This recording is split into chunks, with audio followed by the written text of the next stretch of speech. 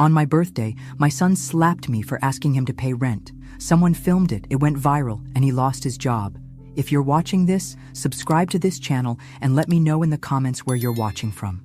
The cake sat in the center of the table, its candles unlit, waiting for a celebration that felt more like an obligation than a joy. 62 years old today, 35 years as a school secretary, 3 years into retirement, and still setting the table for others before myself. I smoothed the wrinkles from the tablecloth, the same one I'd used for every birthday since Richard died 8 years ago. The house creaked above me. Another reminder of the leaking roof I couldn't afford to fix. $4,800 was the quote. The letter sat on my counter like a ticking bomb. "Mom, where's my beer?" Tyler's voice boomed through the house before I even saw him. My son, 38, living in my back house for 5 years since his divorce, still expecting me to stock his favorite drinks. I got what I could afford. "Sweetie," I said, my voice automatically dropping to the appeasing tone I'd perfected over decades, first with my father, then with Richard, now with my son. "Jesus, it's the one thing I asked for." He sighed dramatically, checking his expensive watch. The new one, the one that probably cost more than I made in a month of my working life. Dorothy, my neighbor and only real friend, shot me a look across the room. "Say something," her eyes urged. She'd been telling me for years that Tyler was taking advantage. I always defended him. That's what mothers do. The small group gathered awkwardly. Church friends, Dorothy, and Tyler, who spent more time on his phone than acknowledging my birthday. I watched him bite into the food I'd spent all day preparing, then grimace slightly. "A little dry, Mom." I felt something unfamiliar stir inside me as I looked at his designer shirt, remembered the roof, thought of the emptied retirement account I'd used to help him through his divorce. "Tyler," I said, surprised at my own voice, "I need to talk to you about contributing to the household expenses, especially now with your promotion." The room went silent. "You're charging me rent on your birthday?" His laugh was cruel. "That's rich." "You make more than I ever did," I continued, my voice trembling but not stopping. "You bought a new car last month while I'm driving a 12-year-old sedan. I just need a little help." The sound came before I registered the movement. His palm connected with my cheek with enough force to knock my head sideways. The sting spread across my face as time seemed to stop. "You should be grateful I still visit you," Tyler hissed. I touched my cheek, the red mark forming under my fingers. No one moved, no one spoke, except Dorothy, who gasped softly. What none of us knew was that Amber, Tyler's girlfriend of 3 months, stood in the doorway, her phone raised, recording everything. Tyler grabbed his keys and stormed out, laughing loudly moments later, as if nothing had happened, as if he hadn't just crossed a line that could never be uncrossed. I sat alone in the darkened kitchen after everyone left, except Dorothy, who silently washed dishes beside me. "Eleanor," she finally said, "this can't continue." I nodded, tears streaming down my face, the weight of decades of silence suddenly unbearable. The blinking light of my answering machine greeted me the next morning. 3 messages from Dorothy. 1 from an unknown number. Tyler hadn't come home to the back house last night. My ancient computer hummed as I logged into my rarely used email account. A new message from Amber Stevens sat at the top of my inbox. "Mrs. Watson, we've never formally met, but I'm, or was, Tyler's girlfriend.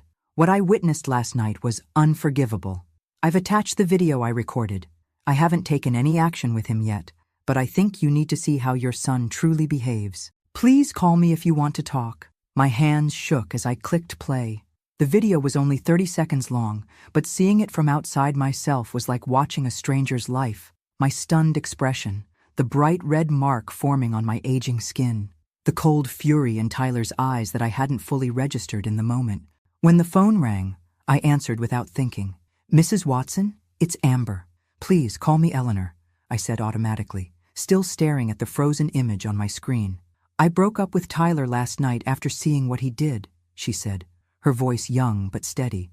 "He tried to justify it, saying you were being manipulative, but I grew up watching my dad treat my mom that way. I know the signs." She explained that after a night of reflection, she'd posted the video to her private account to warn her friends about Tyler's behavior, but one friend had shared it publicly. "It's starting to spread," she said apologetically. "I'm worried about your safety."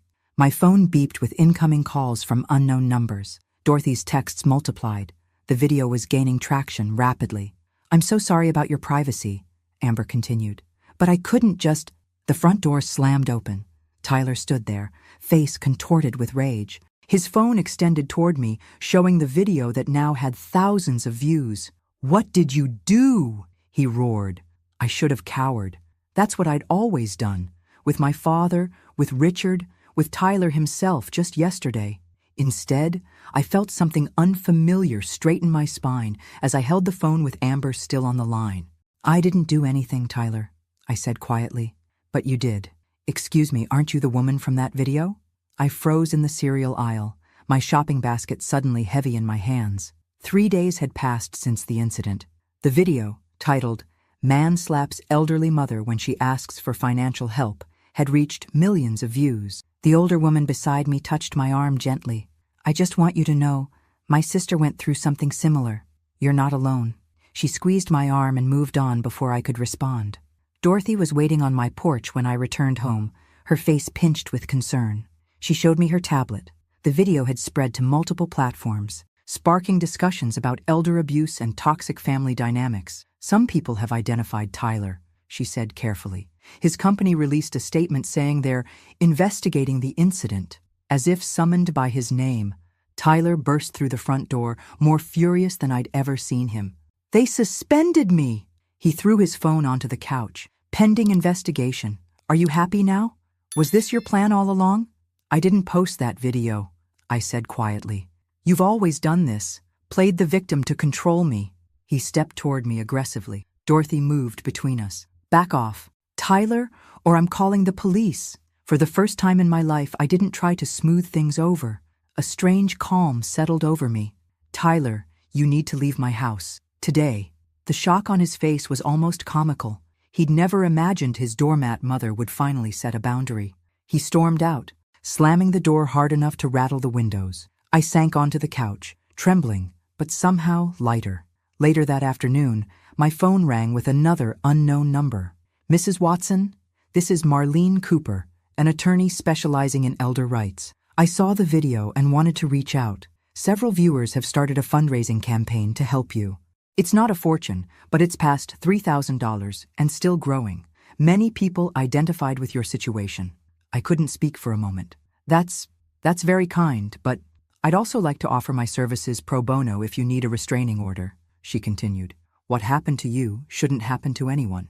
That evening, I sat on the porch watching Tyler remove some belongings from the back house. Each item he carried to his car felt like a weight lifting from my shoulders. After a lifetime of submission, the possibility of saying no felt terrifying and exhilarating all at once. The attic was stuffy and thick with dust, and 2 weeks had passed since Tyler left, and the online campaign had raised $8,500, enough for the essential roof repairs. The workers would arrive tomorrow, so I needed to clear access to the attic. In the far corner, behind Christmas decorations and old suitcases, sat a box I hadn't opened in years. My mother's things. Margaret had died when I was 15, leaving me alone with my father's cold discipline.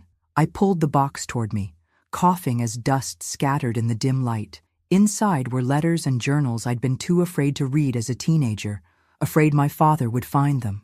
I sank to the floor, opening the brittle journal to a random page. April 18th, 1973. I've hidden another $20 in the lining of my winter coat. $340 saved now. 2 more months, and Eleanor and I can leave. She deserves a life without fear, without his constant criticism. I will not let her become what I've become, a shadow of a person, always apologizing for existing. My hands trembled. My mother had been planning to leave? I'd spent my entire life believing she had accepted her situation, just as I had accepted mine. I flipped through more pages, discovering a truth that shattered everything I thought I knew. My mother had been saving money secretly, making arrangements for us to escape, but she died unexpectedly of pneumonia before we could leave. Between the pages, I found a sealed envelope with my name on it. Inside was a letter never delivered. "My dearest Eleanor, if you're reading this, we've made it out. Or perhaps I found the courage to give you this before we left. Either way, remember this. Don't live as I lived. Don't mistake love for submission. You deserve more, my darling. Your loving mother." Tears splashed onto the yellowed paper. I'd spent my entire life repeating my mother's pattern, first with my father, then with Richard, now allowing Tyler to treat me the same way. Dorothy found me crying in the attic. I showed her the letter, and she nodded sadly. "I always suspected there was more to her story," she said gently.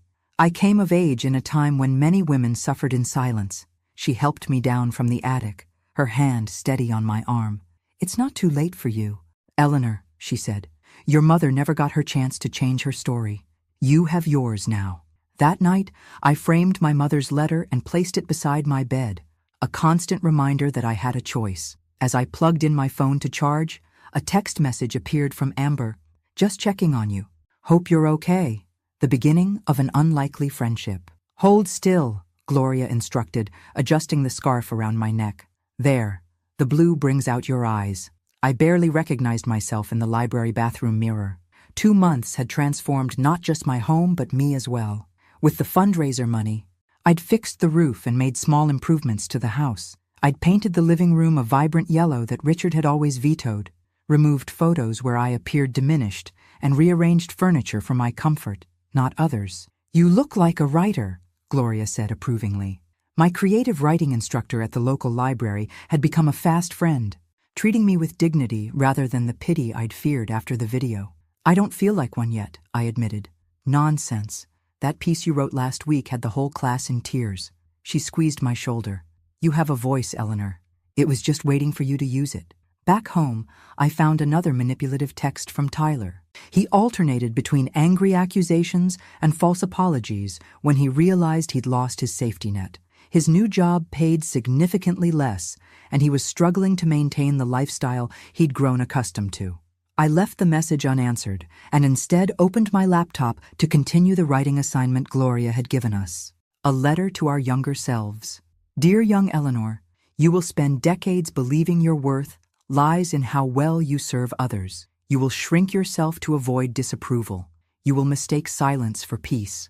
But one day, you will discover that your voice matters, that setting boundaries isn't selfish, that the people who truly love you want you to stand tall, not kneel at their feet." My phone rang, interrupting my flow. Marlene, my attorney, called weekly to check in and update me on legal matters. She'd become another unexpected ally in my transformation. "Eleanor, how are you feeling about speaking at the senior center next week?" she asked. "No pressure, but your story has resonated with so many people." The old Eleanor would have declined immediately, terrified of public attention, but I found myself saying, "I think I'm ready." After we hung up, I checked my email and found a strange message from someone named Claire Bennett, claiming to have important information about Richard that I should know. Initially skeptical, I almost deleted it, but something in the formal tone intrigued me. After hesitating for a long moment, I replied suggesting we meet in a public place. As I hit send, I realized I was no longer the woman who would have been too afraid to discover an uncomfortable truth. The coffee shop buzzed with afternoon customers. I'd asked Dorothy to come with me for support, and she sat beside me, her presence reassuring as we waited for Claire Bennett. When she arrived, I nearly gasped. The professional, well-dressed woman in her early 40s had Richard's eyes and chin, a resemblance impossible to miss. "Mrs. Watson," she said, extending her hand. "Thank you for meeting me." Claire explained that she'd seen the viral video and recognized our family name and address from what she already knew. "I'm Richard's daughter from a previous relationship," she said, placing a manila envelope on the table. "One you were never told about." My hands shook as I opened the envelope. Inside were photos and documents proving what seemed impossible. Throughout our entire marriage, Richard had maintained a secret second family, visiting and financially supporting Claire and her mother. "He told us you knew," Claire said, her voice tight, "that you were controlling and prevented him from seeing me regularly. I grew up resenting you. Now I realize he lied to both of us." The revelation of decades of betrayal should have destroyed me. Instead, I felt an odd clarity. This explained the business trips, the unexplained expenses, the controlling way Richard had managed our finances. "There's more," Claire continued, sliding a document across the table. "He promised me your house in his will, a promise he never fulfilled, thankfully. But I found evidence he diverted a significant portion of your joint savings to accounts in my name, approximately $175,000 that legally should have been partially yours. I'm not here for that money," she clarified quickly. After discovering how he manipulated us both, I want to help right this wrong. Dorothy squeezed my hand under the table as Claire continued. I work in public relations. Years ago, I briefly crossed paths with Tyler when he interned at Richard's company, though neither of us knew we were half-siblings. By the end of our meeting, Claire and I had formed an unexpected connection based on our shared experience as victims of Richard's manipulation. We agreed to consult Marlene about the legal possibilities of recovering the diverted funds. It won't be quick or easy, Marlene warned when we called her from the cafe, but it's definitely possible. And Claire's testimony strengthens your case considerably. As we parted, Claire hugged me impulsively. I spent years hating a woman who never existed, she said. I'm glad to finally meet the real Eleanor. For me, this discovery wasn't just about money. It was about decades of gaslighting and financial control that Richard had exercised, a pattern I now recognized Tyler had learned from his father. He used your name constantly during our marriage, Jessica said, stirring her tea nervously. Claimed you were sick or needed money. I see now they were lies to cover his spending. 3 months had passed since meeting Claire when I received a call from Jessica, Tyler's ex-wife. She'd seen the viral video months ago, but only now found the courage to contact me. We sat in my newly painted living room alongside Amber, who had maintained regular contact and become a supportive friend. I believed everything he said about you, Jessica continued, that you were manipulative and needy. It wasn't until I left that I realized he was describing himself. She shared documents from their divorce, revealing how Tyler had controlled their finances, isolated her socially, and used intimidation to secure favorable terms when she finally left. Among the papers, I discovered something alarming. Tyler had apparently used my address and forged my signature to obtain a $35,000 loan 2 years ago, leaving me as the responsible party. This explained the strange collection calls I occasionally received, which Tyler insisted were mistakes. That's fraud, Amber said bluntly. Concerned about the legal implications, I consulted Marlene, who recommended hiring Howard Jenkins, a former police officer specializing in financial fraud investigations. Howard began discreetly investigating and uncovered that Tyler's pattern was more extensive than we imagined. He had financially manipulated various people, including former friends and colleagues, and had nearly been prosecuted for fraud at his previous job. Most shocking was Howard's discovery that Tyler had been planning to convince me to transfer the house to his name for tax protection, with documents already prepared that I'd never seen. He's methodical, Howard explained, spreading evidence across my kitchen table where Eleanor, Jessica, Amber, Claire, and Dorothy gathered. He identifies vulnerabilities and exploits them systematically. Why didn't I see it? I whispered, though I knew the answer. I'd been conditioned my entire life to doubt my perceptions and prioritize others' needs above my own. Howard's kind eyes met mine. Manipulators target people with good hearts, he said, and they're experts at making their victims feel responsible. As our meeting concluded, Howard lingered behind. You're handling this with remarkable strength, he said, his respect evident in a way I'd rarely experienced from a man. I don't feel strong, I admitted.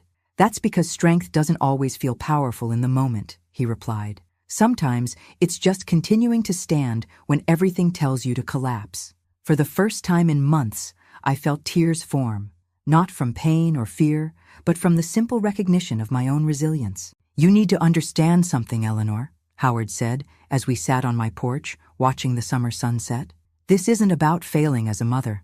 Over the past 2 months, as Howard continued his meticulous investigation, I'd been exploring in my writing classes how my own submission had enabled Tyler's behavior to escalate. The real failure would be continuing to allow his behavior without consequences, Howard continued. Sometimes the most loving thing you can do is set boundaries. We'd developed a friendship based on mutual respect. During long conversations, Howard shared his own story of being deceived by a business partner, losing almost everything and having to rebuild his life at 50.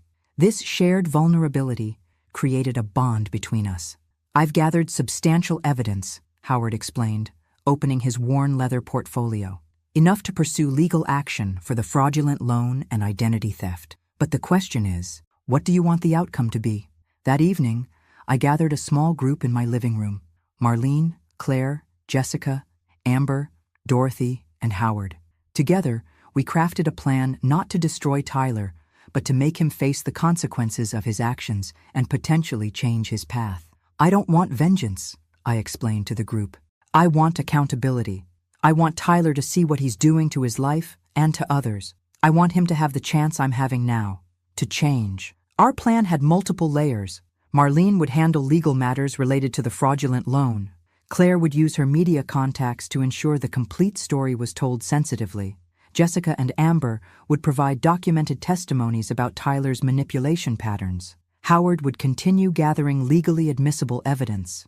This isn't about punishing Tyler for punishment's sake, I insisted.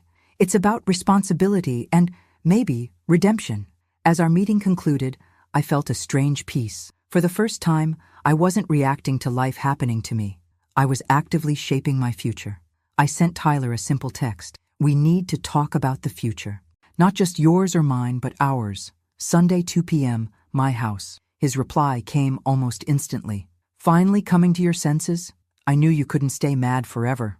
I showed Howard the message, and he shook his head. He still thinks this is a game he can win. It's not a game at all, I replied. And there are no winners or losers, just truth. Tyler arrived exactly at 2, his confident smile faltering as he entered my transformed home. His eyes darted around the bright yellow walls, the rearranged furniture, the absence of the old family photos where he always stood center stage. "Mom," he began, his voice smooth as butter. "You look great. I've been so worried."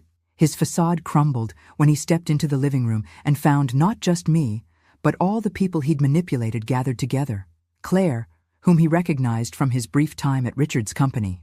Amber, Jessica, and 2 former colleagues he'd financially harmed. "What is this?" he demanded, his charm instantly replaced by defensive anger. "Please sit down, Tyler," I said calmly. "We're here to talk." I didn't allow the meeting to become an attack. Instead, each person simply shared their experience with Tyler, the facts, without accusations, and how his actions had affected them. When Tyler tried to deny, manipulate, or deflect, Howard methodically presented the evidence: documents, messages, audio recordings, the fraudulent loan, the plans to take my house. "This is ridiculous," Tyler sputtered, looking from face to face for an ally and finding none. "You're all conspiring against me because of some stupid video." The most powerful moment came when I showed Tyler my mother Margaret's diary and her letter to me. I traced the line of abuse and submission through generations. Your grandfather did this to your grandmother. Your father did this to me. And now you're doing this to the women in your life. When does it end, Tyler? Cornered by undeniable truth, Tyler initially reacted with defensive anger, then tried to manipulate the situation, and finally, when none of his usual tactics worked, fell into awkward silence. "We have enough evidence to initiate legal proceedings that would have serious consequences for you," I explained gently. "But we're offering another path: consistent therapy, a restitution plan for everyone you've harmed, and the chance to break this destructive cycle. The choice is yours." "And if I refuse?" Tyler challenged, though his voice lacked its usual confidence. "Then we proceed legally," Marlene stated simply. "The evidence is substantial." Tyler stood abruptly. "I need to think." "Take a week," I said. "This isn't an impulse decision." As Tyler left, not with rage but contemplative silence, I felt exhausted but at peace. Howard stayed behind, offering the kind of support I'd never experienced from a man before. Without expectations, just genuine respect. "Whatever he decides," Howard said quietly, "you've already won by reclaiming your life." I stared at the envelope in my hands, Tyler's handwriting unmistakable across the front. 6 months had passed since our confrontation, each day bringing small resolutions. Marlene had successfully begun the process to nullify the fraudulent loan due to proven forgery. Though the banking and legal procedures moved slowly, the process to recover part of the money diverted by Richard also progressed, with Claire insisting that I deserved the larger portion. Amber and Jessica, inspired by my transformation, started a support group for people leaving manipulative relationships. Most surprisingly, Tyler had chosen the harder path. He accepted my proposal and began intensive therapy alongside a financial education program. The process was painful and non-linear. There were relapses, moments of anger and denial, but also genuine glimpses of insight and change. He found a small apartment and a modest job, starting from scratch. I continued my writing course, now working on memoirs exploring intergenerational abuse dynamics. My teacher encouraged me to consider publication, something I never would have thought possible before. Howard became a constant presence, helping with small house repairs and sharing tea in the garden. Our friendship evolved naturally over the months into something deeper, with both of us carefully navigating the unfamiliar territory of a healthy relationship in our later years. I finally opened Tyler's letter, not manipulative or emotional, but honest and direct. He attached the first payment of a restitution plan for me, with the promise to continue and a reflection on his progress in therapy. I don't expect quick or easy forgiveness, but I want you to know that I'm finally listening, not just to your words, but to the truth about myself. Later that evening, Howard and I sat on the porch swing he'd installed last month. "Have you decided about the book offer?" he asked, referring to the small local publisher interested in my memoir. "I think I'm going to accept," I said, surprising myself with my confidence. "If my story helps even one person recognize these patterns, it's worth sharing." Howard's hand found mine in the gathering twilight. "You've already helped more than one," he said softly. As if on cue, my phone chimed with a message from Claire. "Just got the final settlement papers from Marlene. $120,000 recovered from Richard's accounts. Justice is slow, but it comes." For the first time in my life, I felt not just financially secure, but emotionally whole. The journey wasn't over. Healing never really ends, but I'd found my voice, my boundaries, and my worth, and in the process, discovered that it's never too late to begin again. The cake sat in the center of the table, its candles flickering brightly, waiting for a celebration that felt, for the first time in decades, like a genuine joy. 63 years old today. My house was full of people who truly valued me. Dorothy, Marlene, Claire, who now considered me a positive maternal figure. Amber and Jessica, who had become close friends through their shared experience. My colleagues from the writing group. And Howard, whose friendship had gradually evolved into a respectful and affectionate relationship. Tyler was present, a more subdued and reflective presence. After a year of consistent therapy and hard work to change his patterns, he was still far from a complete transformation, but showed genuine signs of progress. "Mom," he said, presenting a leather-bound album, "this is from all of us." Inside were letters from people who had been helped by my public story, which Claire had helped responsibly publicize. Women and men who found courage to leave abusive relationships. Adult children who reassessed how they treated their elderly parents. People who recognized manipulation patterns in their own lives. "Your book did this," Tyler said quietly, referring to my memoir that had been published by a small local press. "You're changing lives." The legal case related to Richard's money had finally resulted in a settlement. I would receive $120,000 of the diverted funds, giving me genuine financial security for the first time in my life. In a private moment in the garden, Howard formalized our relationship, not with a traditional proposal, but with a promise of genuine partnership based on mutual respect. "You've shown me what courage really looks like," he said, his weathered hands holding mine. I never thought I'd find this kind of connection at our age. Inside the house, watching through the window, Tyler commented to Claire how he'd never seen his mother so radiant. "Because now she lives for herself, not just for others," Claire replied. Later, when the party ended, and only the closest remained, I found one last gift left discreetly, a bound edition of my mother Margaret's diary, with a note from Tyler. "So her story isn't forgotten, and so yours continues to inspire others." I sat on the porch at sunset, the book in my lap, Howard serenely by my side. I reflected on the extraordinary journey that a terrible moment had triggered. The slap that was meant to silence me had ended up freeing my voice. "Life rarely gives us what we expect," I told Howard, "but it always gives us the chance to become who we should be." When Dorothy asked what I wished for when blowing out the candles this year, I smiled. That we all continue learning to choose love with respect, not love with submission. In the soft evening light, surrounded by my chosen family, I finally understood what my mother had tried to tell me all those years ago. The shadows of silence had lifted, and in their place was something I'd never dared to imagine, a life that was fully, unquestionably mine. Thanks for listening. Don't forget to subscribe and feel free to share your story in the comments. Your voice matters.